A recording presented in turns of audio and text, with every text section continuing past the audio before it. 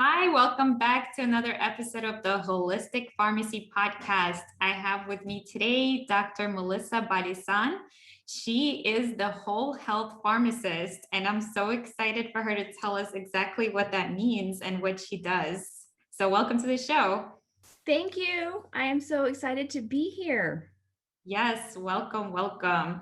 So we met a little while ago, and I know you reside and practice in Colorado. So I'd love to know where you grew up and how you came to step on this pharmacist journey. Absolutely. I grew up in the Midwest, so I grew up in Southwest Kansas, and my entire from 2 to 18 years old, I was there, and so Midwestern values drilled into me. Go find a good job and find something you can do. I loved going to the pharmacy as a child. We go to the doctor, that was one thing, but we always went to the pharmacy, and Bill was our pharmacist. I loved talking to Bill. He was very friendly to me, to my family. Even as a child, I loved the interaction he had. And it was the old pharmacy, so he had a little soda fountain so we could go and get. He would always give us a cup to go get our a little Coke or something, when we went in. And I loved talking to Bill. And so I thought back of that when I was in high school, trying to figure out, okay, well, what do I want to do? And I knew that I loved science and I loved math, and I wanted to go into medicine, but I thought, I don't think I want to be a physician. So I thought back, I was like, oh, I remember Bill. And then somebody else said, well, what about pharmacy? I was like, well, yeah, that sounds perfect. So I ended up going to pharmacy school, went to school in Iowa. So I just went a little further north in the Midwest, and went to Drake University. Loved every minute of it, loved the aspect of it, loved my teachers, my professors there, and fell in love completely with pharmacy and the way that all the opportunities available. That was one thing that stuck out to me, is that by getting my degree in pharmacy, the door was wide open. I mean, I could do a million different things. Yeah, absolutely. I have to agree with you there. And wow, kudos to Bill for being such an inspiration. And I just also want to add, if anybody doesn't know, Coca-Cola was actually invented by a pharmacist, and it originally had the alkaloid cocaine from the coca plants. And coca plants is traditionally chewed and doesn't have as much of an effect because of the other constituents. It's not the pure alkaloid. So just a fun fact out there for anybody listening. Yes, I've used that in trivia before. Yeah, it's so amazing. I mean, pharmacists do cool things. Yes. So walk us through your journey, like in school, what were your interests? And then what did you start doing right out of school? Yeah, so in school, my interest was, I was getting involved. I wanted to be a health systems pharmacist. So back then it was called hospital, and then like a year and it was changed to health systems pharmacist. So I really got involved with the service aspect and being involved with that. I became the president of what we called Dewey Ship back then, which was the Drake University chapter of ASHP. And I took that on for a couple of years, really got involved with community projects, and we did several clinics for the indigent population. I loved working with them and giving them opportunity to come in and ask questions. And we had some physicians that worked with us, so we were able to actually do the whole realm of care, have them come in, get assessed and diagnosed by the physician. And we, as pharmacy students, were there. We had our mentor with us. We were there to answer questions, and then they were able to get some things filled that needed to be filled. The other part of my pharmacy journey was I had the experience of being able to go through a supplement class. And a supplement class, I mean, like those herbals and natural things. And that doesn't happen very often in the world of pharmacy or medicine. And I fell in love with that. And I had people asking me, well, what about this? Is there a natural solution? Is there a supplement solution? And the thing that a lot of people don't realize is that a lot of pharmaceuticals actually come from the ground first. And so that was key with me, but also knowing that there was that supplementation piece out there. And I've utilized that from early on. being able to intertwine those pieces, the Eastern and the Western, and being able really to use them together. And I fell in love with that part, and knowing that there's good and bad. So some things that there's good interaction, there's bad interaction, Mm. and knowing that you can't just take anything. I love when people come and ask me, "Hey, what do you think about this supplement? Is it okay to take?" And I'm going to ask a few more questions because I don't want to just give you information that, oh, yeah, that's a good supplement. But what if it interacts with your blood pressure medication or your diabetes medication or something else that you're taking? So I really like that picture of being able to assess that. The other piece of the supplements early on in my pharmacy career, my mom actually was finally, she had challenges throughout her health history. Finally, early on in pharmacy school, she was actually finally given a diagnosis, and it was a new diagnosis with a new disorder they'd never heard of.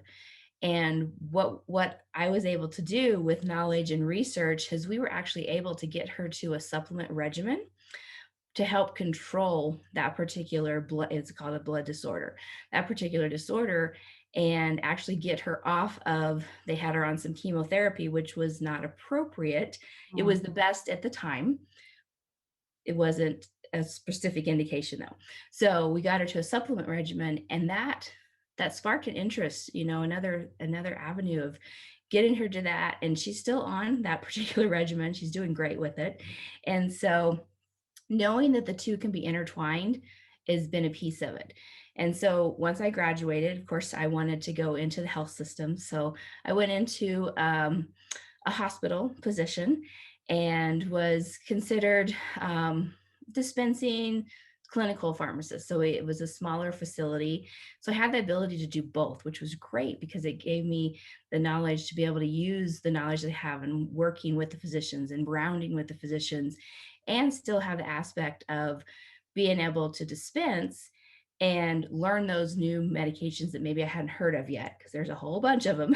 and, and it's always intriguing because something new would come to us. We'd be able to see something, and we're the one-stop shop, and we would be able to delve in and really figure out, okay, well, we have this patient in the ER, this is what's going on, and they asked for our help. And I loved that because we were able to get involved with the physicians, with the nurses, and find out what the best solution was.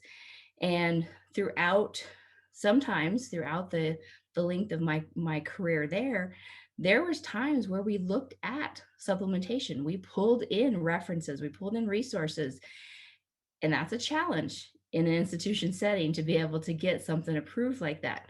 But sometimes that's what the best thing is for the patient. Wow. Wow. Amazing. I mean, there was so much in that story that I want to go back to. Well, first of all, thank you for sharing about your mom. And I'm so glad that she's doing really well. And especially she's doing well with supplements. So I'd love to know exactly what class taught you so much about supplements. Was it a nutraceutical class? And then secondly, is there anybody else that helped formulate, or did you at that time feel confident enough to do the research and make a recommendation on your own? So number one, I believe it was my one of my therapeutics professors that was able to do. She did the supplement class. She also taught. We did a piece of it when we did our non-prescription drug class as well, and Mhm. so it was a combination of those two. And yes, I did feel confident enough to do the research on my own. What I did is I talked to the hematologist that my mom was going to, and so between bouncing that information off of him, so giving him the information and him agreeing, which was good, and having that knowledge. So I had the confidence, and yet I kind of gave it to him and kind of wanted his opinion and approval, and he gave the okay. Wow. I mean, that is just amazing. Like that's music to my ears because you don't often hear stories like that, that somebody's willing to give something unconventional a chance, and it does sound like a pretty serious diagnosis, like something hematology related, something with the blood clotting you mentioned. Mhm. So, I don't even know if there is a good conventional therapy out there. I don't specialize in that. I mean, I obviously know there are blood thinners of all different kinds, and the newer ones are safer and things like that. But you know, I wonder exactly, I know you said it's a rare disorder too. So it's so amazing that you were able to bring this research to the doctor treating her, and he kind of recognized that there's some value in it and it wouldn't hurt to try. Right. Well, and what he did is, early on, I think he was probably a little more skeptical, of course. However, he was willing to try. And then he saw her numbers and saw the change that they were making. And he was like, oh, yeah, this is working. Wow. So I wonder if that kind of case study impacted the way this particular disease is being treated? Like, did this information get more widespread to your knowledge? Oh, that's a great question. I don't know. I didn't really research it much further after, because she was taken care of. And I didn't ever really think to that. Yeah, I'll have to check into that and see. And especially since, I mean, I imagine that he's probably utilizing it in other patients since he has the regimen. Yeah, I hope so. I hope this information becomes more widespread and helps more people that might not know about it. So I wonder if you can go back and ask for like a publishing a case study of your mom or something like that. And I don't know, just making it more available for people to know about it. Exactly. Yeah, I'll definitely check into that. Yeah, yeah, what a great story. And wow, I'd have to follow up with you later on about what those specific regimen is. I'm really curious. But yeah, so cool that a medical professional just saw the research, listened to you, the daughter who's just like, pretty young, about to graduate. So it's not like you had your stats behind you yet. And so that's an amazing story and a healing story. Now, is there anything else that you feel like, and also in the hospital, also, I forgot to mention that they listened to you also, and you were on the team that was looking at all these new drugs, these newly approved new indications on the market, researching all of that, but also sometimes just turning to supplements instead, which are possibly less toxic or have less side effects, right? Ideally that's what you want to carry them, and getting that approved by the hospital, because the thing is we want evidence behind our medicine, right?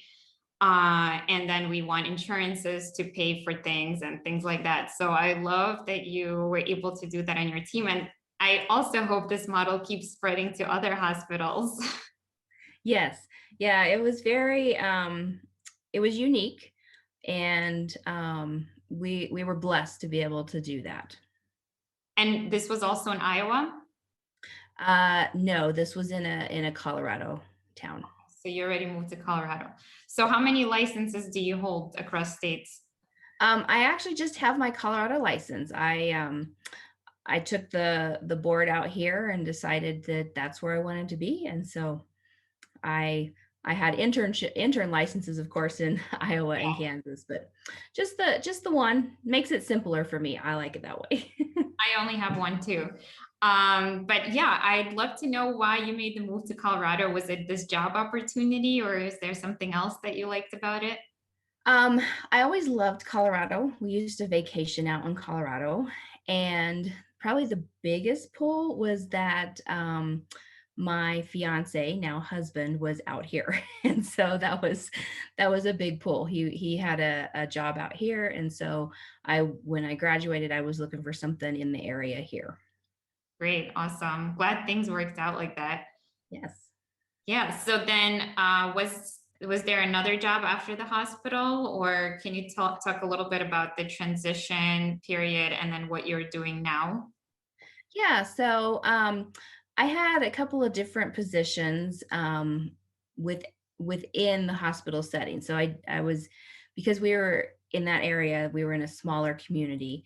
I had the ability to, I had ran some ambulatory care clinics, which is anticoagulation. So we had some Coumadin and or warfarin and Lovenox Mhm. mostly. And then I also ran a cholesterol clinic. And so I did that. And then I moved up and I moved on. I was the assistant director for a while.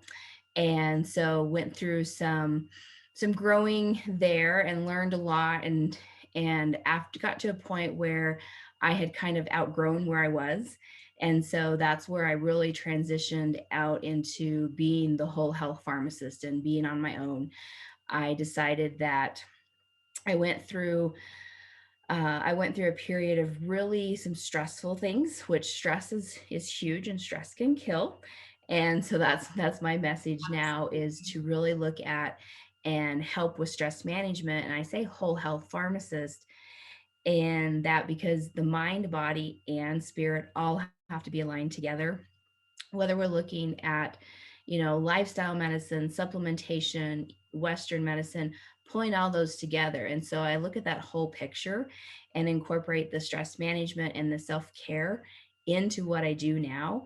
And so I was able to transition out because I felt that I didn't have room to grow anymore. And you always want to grow. You always want to stimulate your brain and be able to get more out of life. And so I wanted to find that way that I could still, I like to say, I save lives.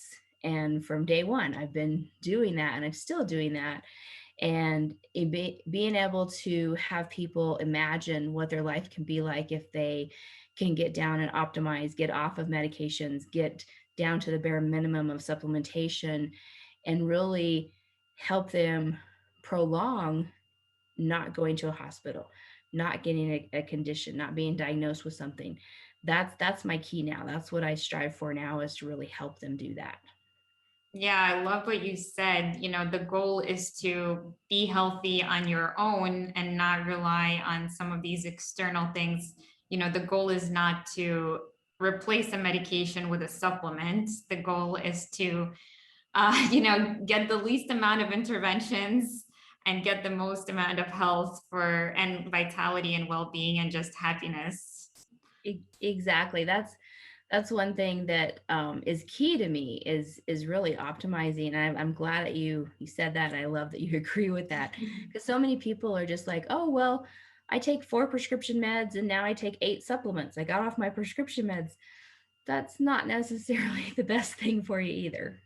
Yeah, yeah. And, whether it's a supplement or a drug, we're still having to break that down and detoxify it through our organs of elimination. So, it's always like a risk versus benefit of anything. And for me, I'm learning more and more. It's like, yeah, that whole connection with the body, mind, and soul, just like, the World Health Organization has said long ago, that is the trifecta that you're looking for when you're talking about whole health.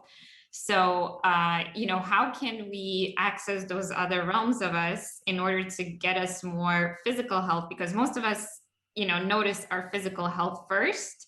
When something physical starts to happen, it's the most noticeable, but it doesn't mean that there's not stuff beneath the surface that's affecting that on different kind of levels. So once you address those root causes, as functional medicine looks for, and other things that are, in your emotional health and your mental well-being, and the stress is a huge factor, like you said, it causes a cascade of effects, and just because we don't see it doesn't make it any less relevant to the case.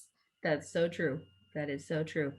Our body tends to give us symptoms after a while, so we may have been dealing with something mentally or spiritually for a while, and finally our body starts saying, you know what, you got this low back pain. There's something going on because you're not listening. Otherwise, we're going to give you some pain. And that's kind of how it happens. Is finally, I've dealt with some several patients that have come, and they're in pain, and we go back and they've been in pain for 10, 20 years. And that takes time to get to the root cause of it and figure out, okay, well, what started that pain? And it could have been an emotional trauma often, and then it results in that physical pain. And it's going to take some time for that to happen. I mean, you just didn't notice it overnight. Even the back pain, it didn't just happen overnight. Maybe it was a little gradual. You had a little tweak, and then all of a sudden, but it's your body saying, hey, listen to me, please listen to me. That even happens when, it goes to the extreme, and worst case, you have a heart attack or you have a stroke, something happens. your body's saying, hey, wake up and pay attention. And we want to help you before that happens so that you can prevent that. Yeah, exactly. I mean, there's so many things happening beneath that surface. And even if we do look at the machine as like a biological machine, I mean, if you look at the body as a biological machine, there's also just so many factors that we don't see going on, but it's like a cascade. It's a trigger system, it's a negative feedback cycle, it's all these things that are going on. And like there could be a cherry on top sometimes that throws it really into an acute situation like a stroke or things like that. But there's all these contributing factors that are usually preventable, or you can do something about them beforehand until you get to that point of no return. So it's always, an ounce of prevention is greater than a pound of a cure, because if we don't take care of ourselves, then these things can compound, and before you know it, throw you really for, out of whack, out of balance. But what you said before about your body giving you certain symptoms as a way for you to pay attention, and that is exactly the sign that your body's giving you, hey, if you look at this symptom now, you may prevent, a stroke or a heart attack down the line, because here is something that is wrong, something is not right here. Yep. And like, it's not going to give you, nice butterflies and and like happy feelings. It's like giving you the worst signal possible, like a pain somewhere or a discomfort, so that you do notice it and do something about it. Yes. Our bodies are very smart. Yeah. Yeah. Our body's communicating to us all the time, like we strive for, right, feeling happy and having a happy, joyful day, right? But if we don't take care of ourselves, or if we don't put in any action towards that, how do we expect to get that? Like we need to work with our body and with our mind and with our spiritual health, so that we can experience all these good things that we're looking forward to. Exactly. So how do you work with patients now? Can you tell me a little bit about the whole concept of what you do and how the appointment looks and what Yeah, your packages are like? absolutely. So how I work with my my clients now, and they like to be called clients, not patients, and I had to transition from that because we're always, it's like, okay. So what they do, that I have a couple fold. I often say a concierge pharmacist as well. And what I mean by that is I can go through and I can look at what you're taking, your meds, your supplements, your vitamins, over the counter, all of that. And we can do just a brief triage and figure out, are you really taking what you need? And because that's a key. A lot of times we've been put on something, supplement, prescription, vitamin, and we just continue taking it and we don't ask questions.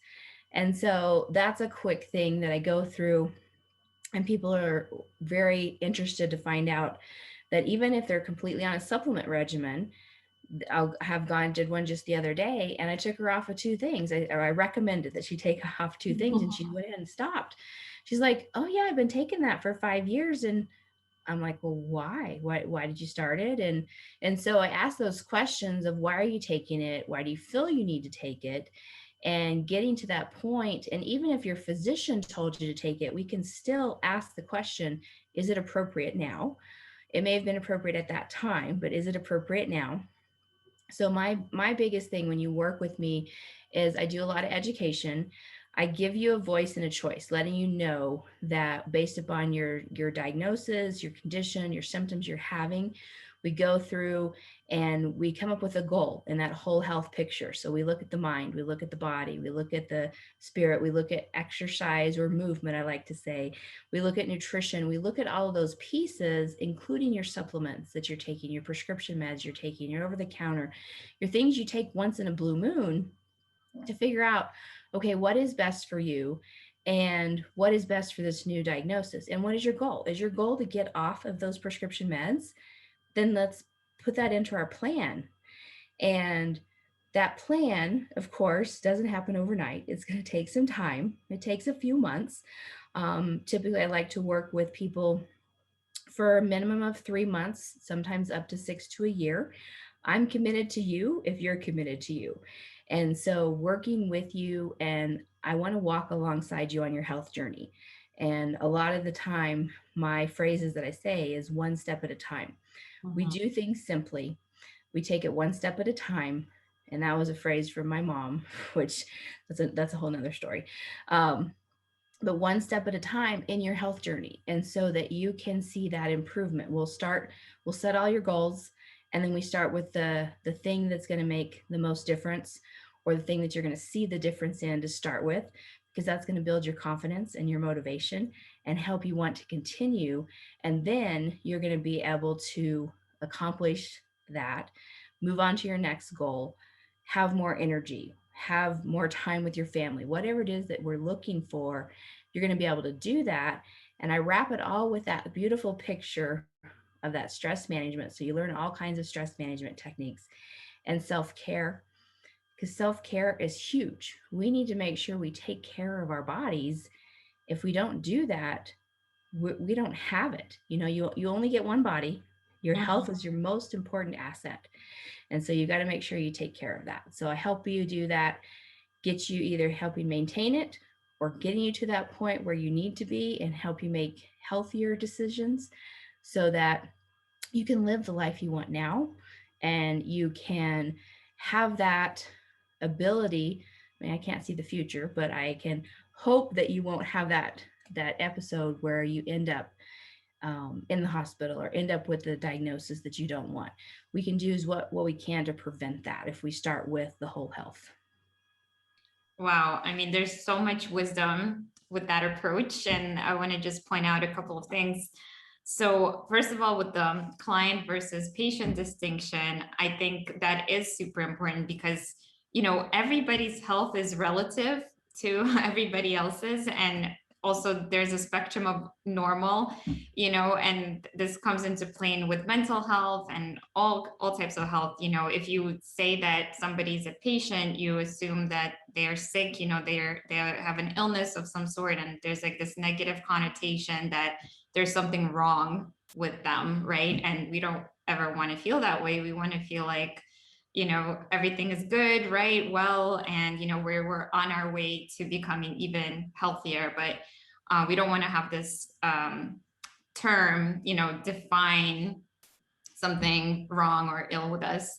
And so I think that's a really beneficial shift for the healthcare system in general. And also how you said that you walk along their journey. So you're not like forcing to any diagnosis or treatment on them. First of all, you can't as a pharmacist, but second of all, that whole paradigm of like the patient has to listen to the doctor and the doctor is the expert is shifting because we have patient-centered care, and again that word patient, but they are in control, and their goals, like you said, is the most important thing. The doctor may want one type of outcome, the patient may want another type of outcome, but the most important thing is what the patient or client is wanting out of their care. Otherwise, they're the authority on their own life and their own body and their own health. Like you said, they have their one body and they are in charge. So the rest of us are just here to walk that with them and support them if should they need our support or ask our support. And we're not here to force anyone to think like us or convince anybody. Just like if I have the answers that you're seeking, I will be able to support you, and that's just a gesture. And I think that's awesome. Awesome. Yes, it is. And thank you for picking up on those points. And they're key points. And it is, even when you go in and see your physician and they have a different goal for you, you as the patient or the client, you're going to do what you want. I mean, you may be scared into something for a period of time, but ultimately, you do have a choice, and you do have the right to question and find out, okay, what is the best for me, and what is my goal, what do I want? And so I love that our society is slowly slowly getting there, and we're getting to the point where we are looking more at that picture. And I look at our healthcare system as it needs some help. we typically will put a band-aid on something.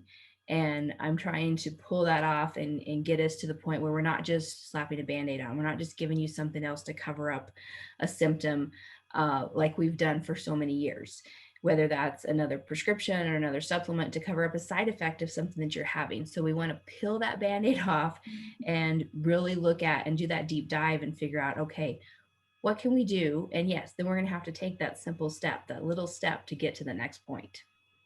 Yeah, because a big, huge goal can be overwhelming, and some people will just be reluctant to take any action because it just seems impossible to reach that huge goal. And, why try and fail kind of thing, and just like whatever, like let whatever come what may.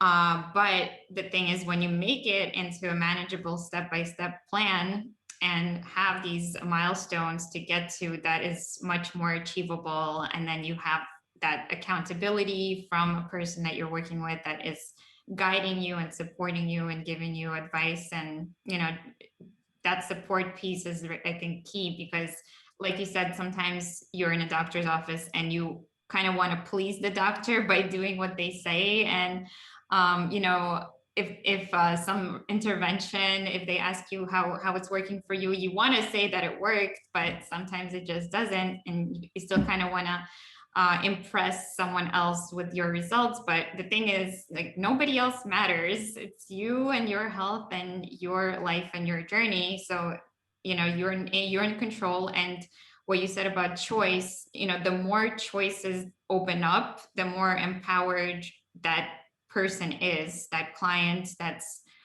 choosing what healthcare outcomes they want and what interventions they want to sign up for and how they want their healthcare to look like, rather than something just being handed to them. That's just like, here you go. You have just one option at this point. Nobody wants that. Everybody wants to have this empowering feeling like, okay, I'm doing this because I choose to do this because it makes sense to me. I feel called to do it. I feel good about this option. And I think the other piece of it too is, if you don't ask yourself the question, or nobody asks you that question of what do you want and how do you want to feel, then you don't really know. And then you could just go along with anything and then regret it and things like that. So that is what we should be doing for our clients and our patients, actually having them ask those questions of themselves. And then once they have those answers, we can actually help them get there. I love it. Absolutely. Yeah. So how do people see you nowadays? Virtually, I assume? Yes, I work virtually. So it means I can work with people everywhere, which I love that aspect of it, because it gives me the flexibility and it gives them the flexibility as well. You're not having to drive to an appointment and then, sit and wait in a waiting room often. And so I love the virtual aspect. And yes, that's the best way. I think we have the same interaction. We can get to the goals and to the problems and provide those solutions. And so virtually is the best way for right now. Yeah, I love it. And it's like you said, no driving, no. So all you have to do is like click a button in your computer. If your appointment is for 3, you can just sit down at 3 and click play or hello. And you said you work with people from like 3 to 6 months at a time, or even longer in some cases. So how does that work? And what kind of people do you usually see? Do you see a kind of pattern with the problems that they're coming to you for, or a demographic that comes to you? Yeah. So busy professional women, typically in their 40s, early 50s, those that know somewhere deep down that there's a better choice. They're looking for answers. They're looking for something different. Those are the ones that usually will come and find me. And because they're already kind of searching. They think, well, there's got to be a better way, and yet they're still trying to please their physician. And so those are the ones they're questioning. They've been in their career for a while. They're hitting that peak of the stress, extra stress. Maybe they're neglecting some of their self-care. maybe they've been put on a medication that they no longer want to be on. Those are the ones that typically will come and get them to a point where they've been put on. I've had several for an anxiety or depressive medication, because that's often, as there's nothing wrong with going through an anxiety or depression situation. And sometimes we've needed to be put on a medication or put on a supplement for that point. And so what you don't want to get hooked on is having to stay on that. And so I've had patients come to me for those. They want to get off them because they know they don't want to be on them forever.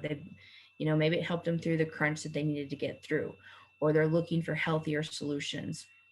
I've also had several come to me with pain, different types of pain. When I was working in the hospital a long time ago, I ran part of the pain team. I was co-chair of the pain team, and we did a lot of different things on pain. And even then, we brought in some alternative things for pain management, which was great. And so I have that. And so people come to me for that as well. They're looking for relief, and they're looking to not be dependent upon their prescription pain medication anymore, or their cream, or whatever it is. And so that often is, we look at the root cause and figure out, okay, well, this started a long time ago.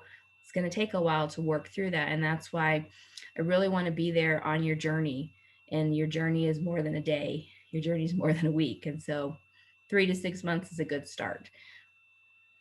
Awesome. So do you have a plan of like weaning somebody off certain medications, and do you work with a provider to do that? I do, yes. So depending upon the medication, we look at the other medications that they're taking as well. So that the weaning off is kind of very individualized, because there could be some, if you're already taking a medication that you're trying to get off of, and it's interacting in a good or bad way, it's um, it's comparable with your body right now. Let's phrase it like that. So your body's used to both medications, and we're going to take you off of the one to start with. So we've got to taper it maybe a little bit differently than somebody who's not on something else. So yes, I work with that, have a tapering solution. And then I work with your physician, make a phone call to your physician so that your physician's on board. Ultimately, it's your decision, but we want to make sure they're in the loop. And especially if we're going to have to start changing dosages, if we can't just break pills in half, then absolutely we need the physician to prescribe, because that is not what I do. And so giving the physician a heads up and working with them, they're very happy to allow you to meet your health goals. And I also give my clients language sometimes to go in and talk to the physician and say, hey, you know what, I'm working with a concierge pharmacist now, and we're going to start working on some things. And because often it's that empowering piece, and I want to give the client that ability that they're in charge, they can take control. And so I give them the language, and then if the physician kind of says, oh, most of them are okay, let's try it. There's been a few that are like, well, I don't know. And so I'll make that extra phone call and say, okay. And I have a nice rapport of working with the physicians. I've worked with them for many, many years, and been able to still appeal to what they're doing, as well as get them to realize that it is their patients, my clients' choice as to if they want to change to another medication. And we never do anything to harm, because that is part of our motto as well. We never want to harm. And so we never do any of that, but we get the physician to realize it's the patient's choice. Yeah, yeah, that's amazing. So I also wanted to follow up on the pain spectrum. So your patients, clients, especially the women that have unexplained pain, because I know chronic fibromyalgia, for example, and even migraines are more common in women. So is there anything that you found that kind of is helpful across the board for that type of unexplained pain? Is there something like that you do right away, primarily in terms of stress, or anything else that you would think would apply to many people? That's a great question. So across the board, I like to be very careful about that. So there's a little bit. So often, and one thing we always want to make sure we're taking good quality products, and I know that's a key. Looking at our sources, some um, some of your inflammation and your pain, depending upon where it is, turmeric has been shown to be very good, very helpful. You have to make sure you're getting a good quality source, and you have to make sure that it has another ingredient in there for it to be activated properly. So I've had some luck with that. I also have a couple other tools that sometimes I'll pull out for the right person. That's actually it changes the neurological pattern. And what it does is it kind of does like a control alt delete on your brain. It does a reset, and it changes those pain receptors and allows them to eliminate that pain. And so um, pulling that out, I've had some really good luck with that particular product. And is that something that the client would purchase by themselves and use at home? Or do they have to go somewhere for a session of that? They would purchase it from me and then use it home. Yeah, and it's a very unique product, and like I say, it's the neurological change that it does, and it's um, if people want to know more, we can go more into that. But it resets that pattern, and yeah, it's something you can wear. It doesn't, like I say, there's no drug, no chemical in it, and it's been shown. I mean, there's actually some studies that has been done for that and shown relief of the pain. They one very specific with diabetic neuropathy, and so that was key to me because I'm into the research. I'm into knowing what happens, and having that luck with relief of the fibromyalgia pain, which is a huge one, is proven to me because that is, I mean, those are sensories that flares can happen anywhere. And so that product being able to do that and put those women out of pain for even just a little while is significant. Wow, yeah, I'd love to know the name of the product. And does it have anything to do with biofeedback mechanisms? No biofeedback. Okay. No, it's actually it's well, you have to order it through somebody, so you have to order it through a provider. But it works with the dermatones, so it's a pattern on your skin, and it sends the signal through your peripheral and central nervous system. Okay, yeah, interesting. I'd love more info and I could post it in the show notes if you like. Okay. Yeah, I also know there's like some other medical devices that are interesting, like infrared mats that you can lie on, and obviously also like infrared sauna Yeah. uh, that you can go into and put it into your house and just have it at your convenience or go to places and get a session. Do you make any other kind of referrals out that you find really helpful for people? Um, I make sometimes referrals to acupuncturists because sometimes there's a need for that, and I don't do that part. So I've had some good luck with that, and then even some chiropractic care.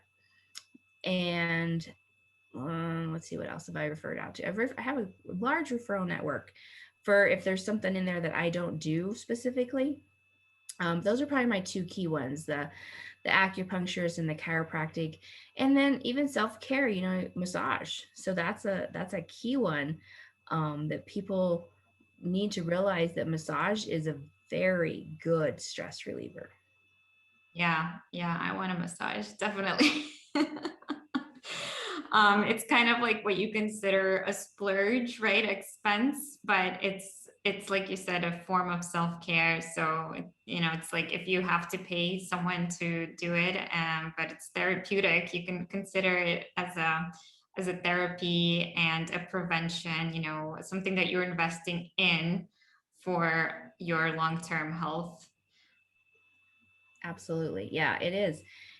That's one thing that there was actually a study done of pharmacists. What is the thing that they, one of the number one things that they do for self-care, and massage was actually number one. So that's definitely key. It's, I mean, We know. it's like I washing agree your with hair. I that. mean, it's necessary. I mean, yeah, pharmacists typically like stand on their feet and have really stressful work days that are over 12-hour shifts. And so, yeah, you need to kind of decompress and relax after that and pump your blood back up. Exactly. Get that circulation flowing. Yeah, yeah, awesome. All right. Well, it was wonderful to chat with you about your journey and your expertise. I'd love to ask you some rapid round questions in our fire round. So first of all, since I have you on and you specialize in stress and all these different things, what would be the number one advice you would give people in order for them to feel their best or improve their quality of life or stress levels? The number one thing for improving your stress level is make sure you get enough sleep. And that's tough, yes, I know, but good quality sleep and enough sleep is the number one thing you can do to reduce your stress, because if you actually get sleep, you're going to be better off the next day. You're going to have less stress the next day. And if you are struggling with your sleep, that's another conversation. We can talk about that, to get you to good quality sleep, because we don't want you laying there awake thinking about all the different things. And when you're doing that, you're not allowing your body to recharge, and your body needs to recharge, and it does that while you sleep. So that's the number one thing I would say for stress management. Make sure you're getting sleep. Make time for sleep. We make time for our children to go to sleep, to take a nap. Make yourself a priority and get some sleep. Yeah, wow, I resonate so much with that. I just saw a meme the other day and it had a battery that's like about to discharge and a person. And so basically if you even care about your phone, not to let it get uncharged, you worry about it, plug it in everywhere. Why do you let yourself get so depleted, without recharging your batteries? And that is exactly what we said, by getting good quality sleep and an adequate amount, which will differ a little bit from person to person, but you have to figure out that sweet spot for yourself and create the conditions around it to support that in your life, like literally put it in your schedule, because and I have trouble with that too. And I had another conversation with somebody about how some of the advice, like health advice that's helpful, is so simple, but it's not easy because it sounds simple and like makes sense, but it's not easy to implement because people around us are not implementing it, and we want to watch TV at night or something like that. That's how we think we will get some decompression and some me time, and like we think we're doing ourselves a service. But in reality, getting that rest by deep sleep is actually the best thing that you can do. Or like me also, like sometimes I cook at night because I didn't get a chance to cook, in the daytime, but that's like time that I could be spending getting ready for bed and like going to sleep. And it's a matter of like really setting strong parameters for yourself and the non-negotiables, as I call it. Mm-hmm. So it's like what kind of, the top three or however many things you want to put for yourself that you have to do for yourself every single day. And one of them should definitely be like a bedtime, like creating a bedtime for yourself. Exactly. So why don't you, since you mentioned sleep, give us a couple of tips for getting good quality sleep at night? Absolutely. So, number one, those electronics, put them away at least 30 minutes before you're going to go to sleep. That allows your brain to kind of start decompressing, and you're not looking at that blue light. Even if you have a filter on there, there's still some things. So, put them away. You can listen to music if you need to decompress. Turn the TV off. Just read a book, relax. Make sure your environment is cool, because we don't like to sleep in a hot environment. And if you're in an area where the sun's going to come in before you wanted to get up, make sure you have blackout curtains or can put something over the windows. And the third, let's see, That's probably the biggest is the blackout, or if you are comfortable wearing a mask. Some people aren't comfortable putting things over their eyes, so a sleep mask is helpful. But putting those electronics away, making sure the room is cool, and then making sure that it's dark enough so that you can actually get plenty of sleep. Yeah, yeah. I think everybody's sick of masks right now, but yeah. Yes. Yeah, it's a good tip for sure, and I've found it useful. And even like traveling or like jet lag, these are all great tips to like get yourself into another schedule, and also to reset your circadian rhythm wherever you are. So it's like if you didn't get those things accomplished, as I was talking about, like my cooking, it's better to wake up early the next day. We're really cyclical beings and rhythmical beings that should function with the sun cycle. As when the sun rises, that's a good time for us to rise. And then when the sun sets, it's a good time for us to start winding down for our night. And the only reason we don't do that is because of our access to technology and electricity. So in reality, it's so much better, and you get so much more energy if you wake up earlier and do those things that maybe you don't have time to throughout the day, and then go to sleep earlier. And that will really give you the best bang for your buck, for your energetic buck. So that's another thing that you can do if you're feeling like you are lacking time management skills. Then do those things in the morning that you feel like you never have time to do. Exactly. So the second question I ask my guests is, what's your favorite pastime or hobby? My favorite hobby is reading. I love to pick up a good book, get lost in it, and just relax for a little bit. If I can sit out on the deck and read, even better with a little sunshine, that's one of my favorite things. What's your favorite book that you recently read? Oh goodness. I've read a lot recently for business. So, what is my favorite book? That's a great question. I'm reading one and I can't think of the name of it. John Grisham is my favorite author, and so his recent book is very good. But the one thing that by Gary Keller, I just read that. It's a business book, but it was a good book to read. So I read a lot for a lot of things, but I do like to pull that Grisham book up and just get lost in the story. And I can't think of the name of what it is right now. Sorry. No, no worries. I have to agree. Like I read a lot of like practical things, business things, self-help things, personal development things, but sometimes it just like you just want some good fiction and like let your mind wander and go along with the characters. Yeah. So lastly, I'd love to know, what is your favorite thing to cook? Ooh, that's a great question. My favorite thing to cook is probably chicken, and coming up with a good different chicken recipe. The one that I love to cook the most is probably kind of like a chicken stir fry, chicken, rice, and bell peppers. Mm. I love that the best. Awesome. Well, again, thank you so much for coming on. I would love for you to also tell the listeners how they can connect with you, find out more about your work, and get in touch. Absolutely. Thank you so much for having me, Marina. I really appreciate it. And they can find out more from me on my website, drmelissabalizan.com.